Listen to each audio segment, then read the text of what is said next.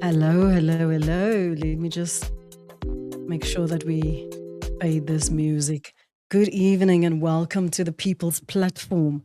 I don't know where you find yourself. Hopefully, I find you on YouTube, or I find you on Facebook, or I find you on LinkedIn. I've created this space this evening so that we could reminisce, but also hold space for the late Dr. Diana Ferrus. I had two guests lined up. The third I had to pre record because she's in Abu Dhabi, and quite emotional conversation that she shared. And unfortunately, I can't pull it in to this broadcast, but what I'll do is I scheduled it for later on. So if it is the first time that you see me, hello, my name is Lynette Francis-Puren. I regularly host Amplify with Lynette, but I haven't been here for a while, I must be honest. But I am back in full swing, and that's why I created the People's Platform specifically so that some of those issues that we want to talk to each other about, but don't always have the the space, or we're not invited to, for example, a studio or a live broadcast, or our opinions aren't published in newspapers. This space was created for the people because, as you know, and our guest will also attest to that, this is an election here, and there's a lot of movements and jostling. And as you, if you're in South Africa, you know it's a State of the Nation address, and our president will touch on many things that will either appease or sound promising, but the accountability and the deliverables that needs to be tested. But tonight, we're not here to talk about the State of the Nation address. We are here to talk about the late Dr. Diana Ferrus. As you know, South Africa has lost a literary giant. Tomorrow, Dr. Ferrus is laid to rest in Worcester, if I'm not mistaken. She will receive a Category 2 official funeral in Worcester. But tonight on the People's Platform, we reflect on the life, the voice, and the enduring legacy of Dr. Diana Ferrus. Some call it D or Lady Di. We start off with Rod Solomons. He was the head of sport and culture when Diana was involved in the repatriation of Sarah Bartman. And he was also chairperson of the Ezekiel Museums Council. Thank you so much for joining me this evening, Rod. I appreciate your time. When and how did this conversation about bringing Sarah Bartman back to South Africa start? Yeah, Lynette, that was it wasn't not only us. It was really a national government initiative. Um, I think Paolo Jordan was the minister at the time, the national minister, Mm, and Professor Itumeleng Mosala was a DG nationally, and I was a HOD in the province. mm, And then obviously the remains of Sarah Bartman was so it happened over a period. I think there was interaction with the French. There were lots of clamoring from civil society, people in civil society. As you know how things happen in this country, it's always civil society that start the mm. initiative. And I think people like Diana were quite outspoken about that she had to be brought back to to South Africa, and in those days we had a quite quite a receptive government that listened and took on board what people were saying and so on. So there were interaction with the French diplomatic channels and all of that. And my role was really to assist that we receive a year, and then I think from here she went to the Eastern Cape, um, and people like Diana was quite instructive, involved in all of that. Um, I think you probably know him, Fahim Stellenboom. Fahim was Mm. the MEC's private the MEC of Culture and Sport in the Western Capes. He was a private secretary, and Fahim also played kind of a role. I don't know if he's going to join tonight. He can maybe tell the story about the carpet. Um, and then I let my chief director handle this really. Um, you Right, there know, was a I lot of was yeah emotion, yeah yeah just discussions alone, because yeah the history and the uh-huh. trauma that we, not just within South Africa, but Africa, what we experienced at that time. And it was almost like, surely this is not even possible after all these years. How is this going to be possible? And what impact do you think did her poem play in this Mm. whole narrative that was created? No, I think a poem was striking. Was it really contributed to put the position of the indigenous people, and particularly the Khoi and the San, Mm. on the map.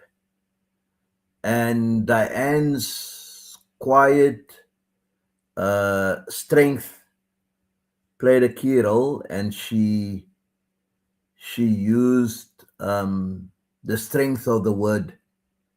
Mm. Um, you know, what's the thing that they say? Sticks and bones will break Sticks my and bones. stones can break my bones, Yeah, but names will never hurt me. exactly. So she used the poetry and the fact that she wrote a poem like that Mm. um, was resonated with everybody, you know, and more than politicians and people toy-toying and all of that, she actually made a big what's the word I want to use? She made a big case for the fact that the indigenous needed to be heard, Mm. and we need to uh, respect our heritage, and gave people a different perspective what they had all over the years about Sarah Bartman or Sarki Bartman. I think Mm. Diana was also the person that really clamored and said that, listen, you mustn't use the word Sarki, you must use the Mm. word Sarah, Mm. because Mm. I think Sarki was a more derogatory kind of It- Yeah. name and all of that stuff. Yeah. And so yeah, so I mean, I must tell you, I was very impressed in terms of just in how Diane handled over that period. There was a serenity to her. There was Mm. a quietness, but a firmness, and I think she gave. I mean, when they normally bring bodies home, even you've seen in later years when they bring people from who's been buried overseas in exile and so on, and it's just a draping of a flag over the Mm. coffin and so on, etc. But this was given serious attention. It was given It serious attention. felt, Rod, it often felt like two things. It felt like she was destined, she was chosen, that was almost her duty, that she channeled so much of what needed to be said, not just in her poem, but in the way she conducted herself, the Yeah. way this whole conversation was structured and held. Mm. Because, it could. easily have been derailed. It could easily have mm, been captured and become something else. But mm, who Sarah Bartman was, and the legacy and the injustice of all of that, came mm. through not only through her words, the poem, but in who she was Yeah, yeah. and the way she spoke almost on behalf of someone that Mm. could not speak for themselves anymore. Yeah, yeah, yeah. No, no, that's precisely the point. That if we didn't have someone like Diana involved there, as I said, this could have been become something totally different. It was totally dignified. Um, it had the necessary attention and seriousness from decision makers, and it brought ordinary people to the table as well. Mm. And if I now fast forward to today, it's so unfortunate that what is happening at Sarah's final at the grave site, what is happening there, that the government there and the people over there did not make better usage of the opportunity that they have for Sarah's final resting place to be there. Mm. So that's a jarring moment for me, I think. But I mean, it was it. I'm sure. I don't know if you've got some of the videos or some of the pictures of that I period. saw, Yeah, yeah. obviously I couldn't pull it in because I do need to get a permission from Yeah, yeah. everyone. So I don't, you have to Uh, tread so carefully. You would know. uh, One has to yeah. tread so carefully because I have all these videos and I've got, people that could speak, but everybody feels like, okay, it's maybe not my place. Or Mm, maybe, let's just let her be buried, um, yeah. dignified. Let's Mm, hold true to everything that she represented and what she meant for us. yeah. But there is a need. I felt it. There's a need for people to share, not have Mm, their own little memorial service, but to share collectively, to sit yeah. and create space. Uh, Because you know yourself, it's not often in South Africa that we are allowed to just be and sit with our grief, mm, unless it's mm, a little enclave or, the family or the friends. And we have various memorials.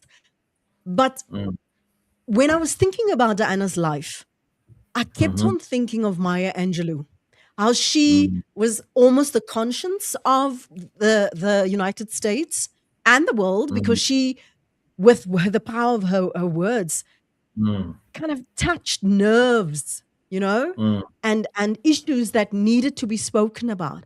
And very often, that's this is what Diana did. mm, Sy sou geen steen onaangeroer raak nie. As dit 'n issue was, dan het mm, sy die pen gegryp, and she mm, used that because that, mm, amongst other things, it was her gift. Sy mm, kon dit verwoord en vasvang. She could capture it, and mm, it spoke. Kyk, it cut through. mm, And that, to me, is what I miss, not just in our society, but since her passing. I come mm, across all these messages, and but people write, but you don't hear them. And there are so many who's been touched by, ek vat nou oor Rod, sorry. No, Who've no, no, been no. It's your thing. touched It's by her. you, And you. I often had her on my show when I used to Okay. present Proud Sam, because Yes. you could know she wouldn't sugarcoat anything. Yeah, yeah, yeah. And Yeah, that yeah. honesty is Mm-hmm. what we miss in society today. Yeah. No, no. You, you're on point. So I'm glad that you're talking, etc. I think that's an unfortunate part of the polemic around the passing and arresting. That lots of people are very guarded because of everything that they read and so on, and rather step back. I'm also one of those who said, I want to say something, but I'll say it after the funeral. But this is different. Um, um, and I think we're not going to deal with any No, no, of the no. This. sensitivities and so Mhm. on. But No, but the this is point about that you're Diana. making, but the point that you're making is, if you really think about it, and the way she had the way with words and so on, she could easily have been a type of Maya Angelou of the Cape or South Mm, Africa, mm, or if you want, of the Cape Flats and so on. Um, and she never she. I mean, I know her since when she was in community politics. When we went, I was in student politics and all of that stuff. I think she was very involved with the woman cause and so on, mm, and putting women must take their place in the struggle. So people can talk. There are others that can talk more about her contribution in that regard, and empowering young people, in mm, particular young girls. Let them have the courage to speak and to mm, find their place. So so yeah, so that. And when I was in latter years, in 2015, 2016 onwards, when we started SA First Forum, which was anti-corruption, a civil society entity that I initiated to speak up against state capture, corruption, Jacob Zuma era, all of that stuff. It was an uncomfortable, a difficult thing, and we were called all kinds of names and stuff like that. Luckily, we could handle it because we came from that side. And one of the people I spoke to, Diana's cousin, Bennett, Bennett Bailey, and because I thought we needed to get other voices as well, man. People from the in the cultural field, in the art mm. field, in the all sectors of society. And I read some of the stuff that she was saying, etc. And I said, listen, can we get Diana to come in our corner to raise her neck? And and without any question, she said gladly.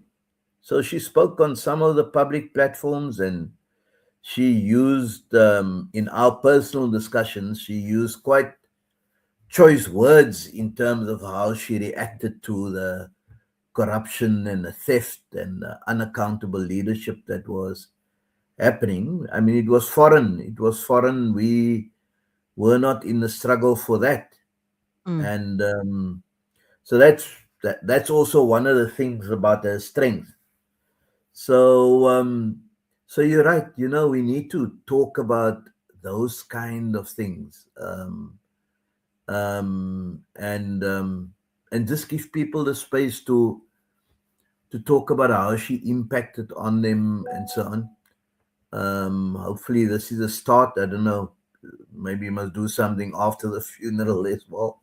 But No, I absolutely, yeah, absolutely. But let me quickly, the yeah, way I have known her. yes, I've seen and heard of so many people that have been inspired by her, mm, not just in the formal sense, when she engaged with him at UWC. mm, But when she was a speaker, when others asked her, kyk, as 'n mens in jou eie hoekie for years, you write your little mm, poems, and you don't know, am I good enough? Is there mm, space for my voice?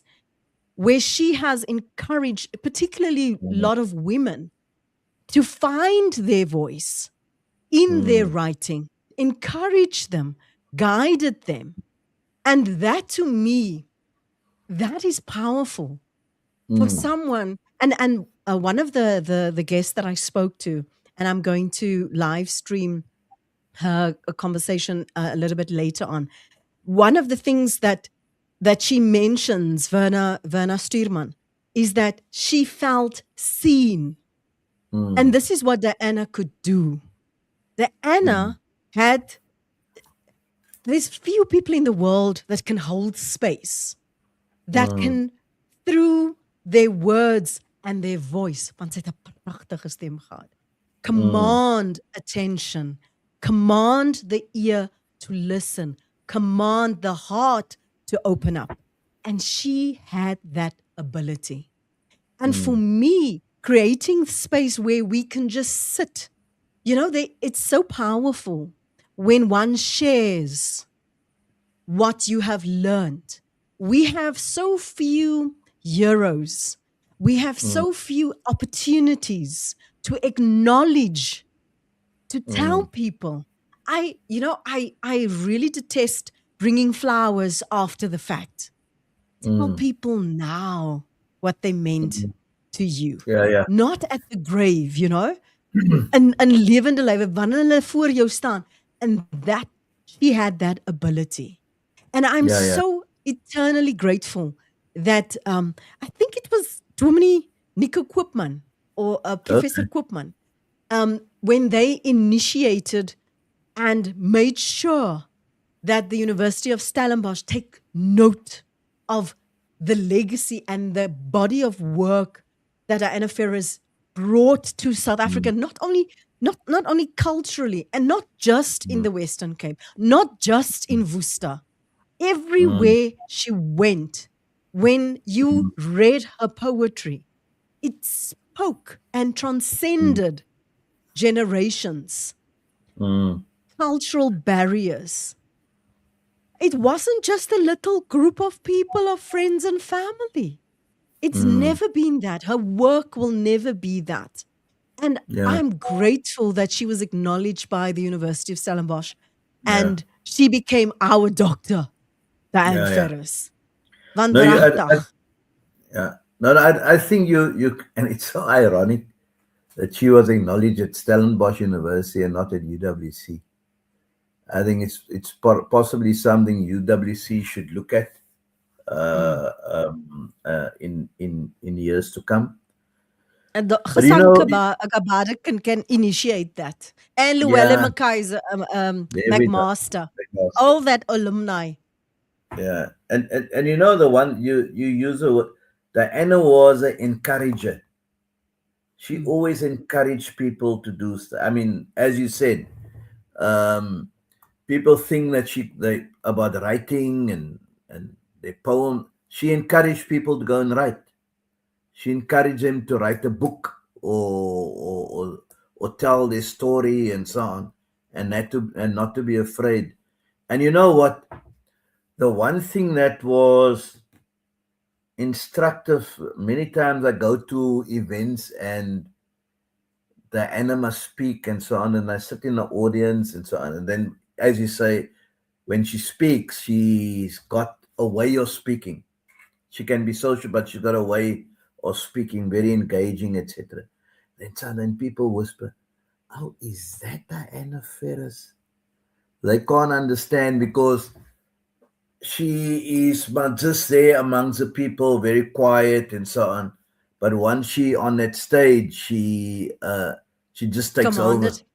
Yeah, Mm, yeah, mm, yeah, mm. yeah, yeah. Definitely. Mm, What mm. was your reaction when you heard of her passing? Because we saw on social media that she was ill, and Uh, we respected not going to the hospital and allowing space for her healing.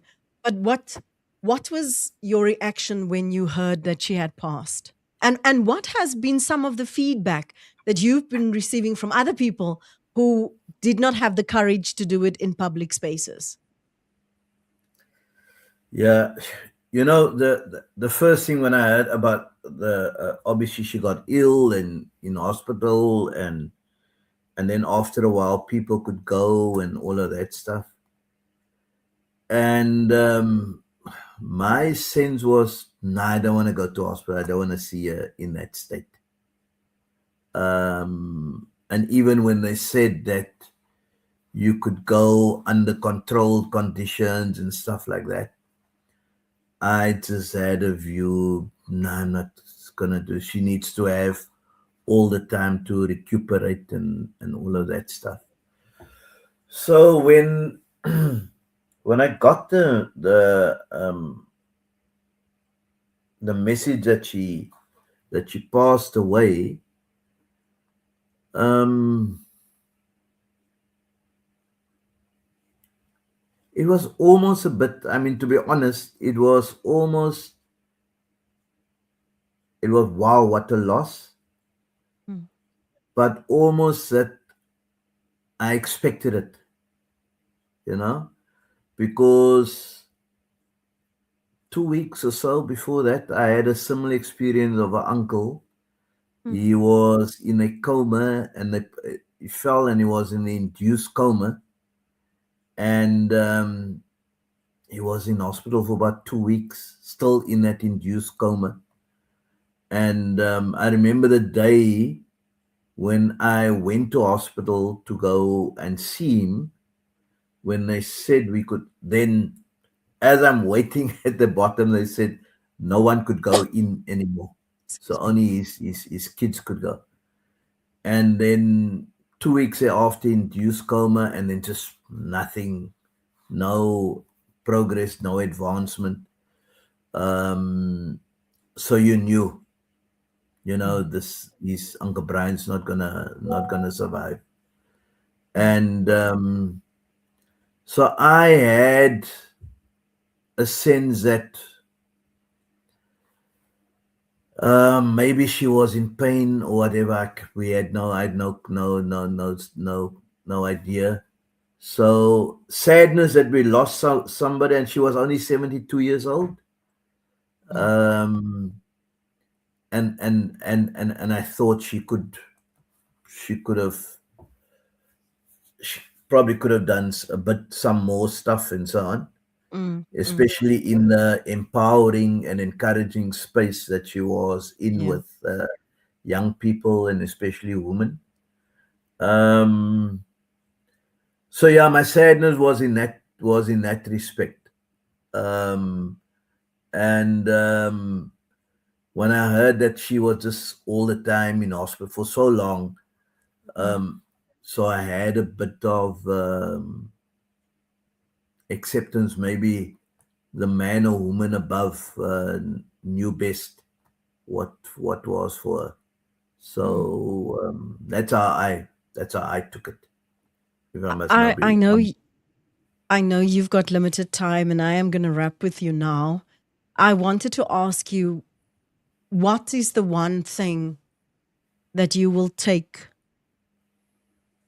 going forward about her life that will always remind you of her? What's that one, either a character trait or a conversation you had, something that you will always own a Hmm. moment? Hmm. The words that you use, and if you think it through, the words that you use can be so much impactful. Mm, And I think that's the thing, that she used words in a impactful way. And you said one, and I think the other thing is she gave practical effect to the saying, dynamite come in small packages. ja, jy kan nie met Diana mors nie. Nee, jy's reg. Ek stem absoluut Yeah, saam. Rod, thanks yeah. so much for joining me. I really appreciate it. Thanks for sharing your conversations and also the work that the two of you did in bringing Mm, Sarah Bartman back to South Africa. And mm, hopefully, we will be able to, um, in in another space, another mm, time, talk again about the mm, impact that she had on our lives. I don't mm. want us to recognize our heroes and icons and people only when they leave. Agreed. Agreed. Thanks. It was a pleasure. Uh, And thanks for having oh, me. All the you, best. thank you so much. All the best. Thank you to you too. That was Advocate Rod Solomons, and he was sharing his memories of his time when he worked with Dr. Diana Ferrus when they brought the remains of Sarah Bartman back to South Africa. You might recall that very powerful and poignant poem of hers, Ek het hier om jou huis toe te bring. To bring her home. And what an impact that had on all of our lives. But I'm curious to know if you're not watching now and if you happen to watch this broadcast after I'm done, if you're willing to share your thoughts and your experience with Diana Ferris. How did she and her work touch your life? You're most welcome to comment in the chat room. Maybe you attended one of the functions and events where when she read her poetry. And I was saying to Rod earlier, she commanded that stage. She had a presence about her. And I recall often how Diana would she would cut straight to the point. There's no sugarcoating. Sensitive, yes, maar reguit, you know? She didn't mince her words. Jy het geweet waar jy met haar staan. And that to me is the beauty of so many contributions and encounters that I've heard other people write about on social media and share with me. Speaking about sharing later on this evening, I'm will broadcast a conversation I had earlier with Verna Stierman, where Verna shares some of her recollections of the things that Diana taught her and how Diana made her feel. And it's really, really powerful. And unfortunately, Verna is in Abu Dhabi and she couldn't join us live. So I had to pre record her earlier. But how powerful it was and how it changed her life to write and to have conversations, deep conversations about life, social issues, but also her writing. And that to me is what we carry with all of us. We might not be in this chat right now. We might not use the people's platform to share those memories, but they are powerful. When she stood in classrooms, when she read her poetry, when she was a speaker, when she sat on a panel to share her thoughts and her observations, or whether she did a performance, her work, her voice, had impact. And it is so beautiful to see and to read what people, South Africans, have to say about her legacy. And her work will live on.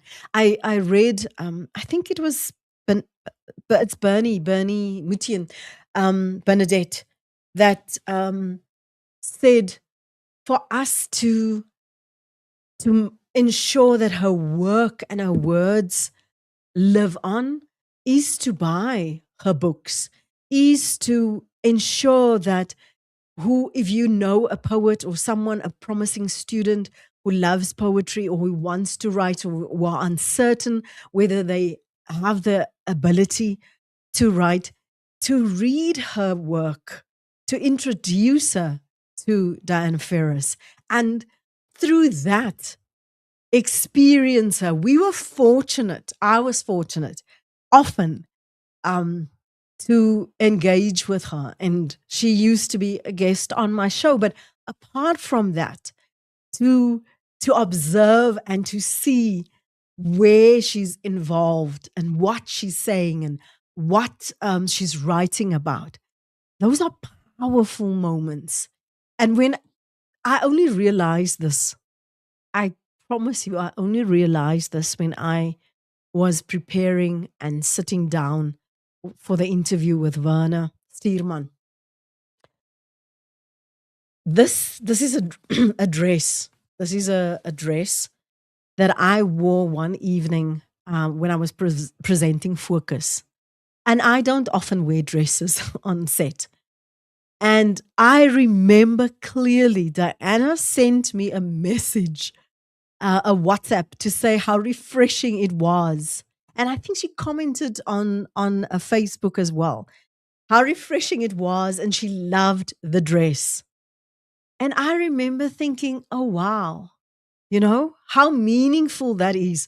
But this is what, excuse me, this is what and who she was.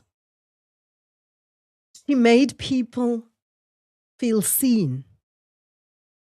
En ek dink die feit dat sy die moeite gedoen het om 'n boodskap te stuur om te sê, maar dis 'n baie mooi rok. En dis vleiend, die kleur is vleiend. Ek dink in daai oomblik het sy vir ander mense dit ook gedoen. She made them feel seen by noticing and listening. And we know listening is a skill. And to tell people and to make people feel safe and create an environment where people feel they are heard and they are seen is a gift. Not everybody can do that. And that is something, many things that I will remember. So even after this conversation, if you want to comment on the stream, please do so. Share how and where you encountered her, words maybe for the first time. If you had a conversation, what that meant, what it was about, if you are comfortable sharing it, how she changed your views, how she changed and helped you see yourself maybe, or your work, or even the world. I hope that you will keep her memory alive by sharing those memories, by sharing her words, by sharing her poetry, by sharing the impact that she had.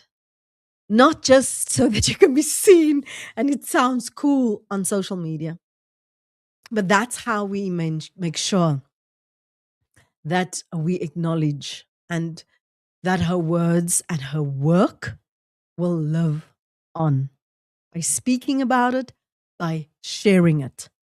So thank you for the likes and the shares, and that you can do that one thing is speak about it. I know that she has a category 2 funeral tomorrow, and she'll be buried. I'm trying to find the post here. She'll be buried in Worcester. I'm not so sure about the time. Well, I'll give it to you. I'll share it with you in a moment. I'm just trying to find that information. But stay tuned for the conversation with Werner Stierman after this.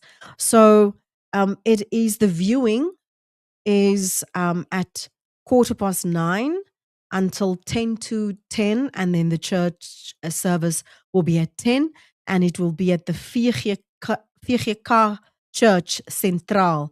It's at 46 Adderley Street in Worcester.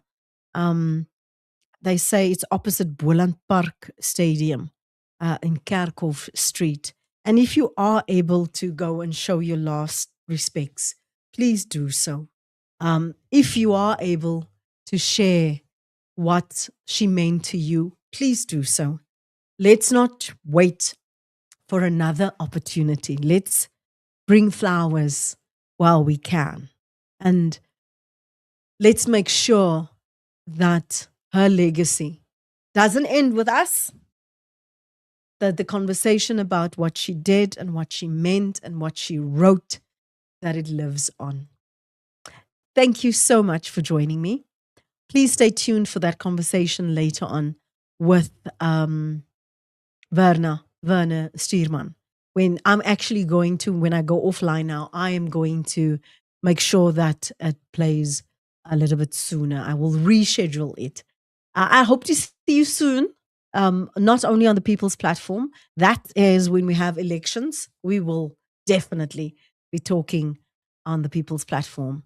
And we will make sure that we are heard, the people are heard, and not just in selected spaces, but in public spaces. We'll create those platforms. I've taken it upon myself to create those platforms.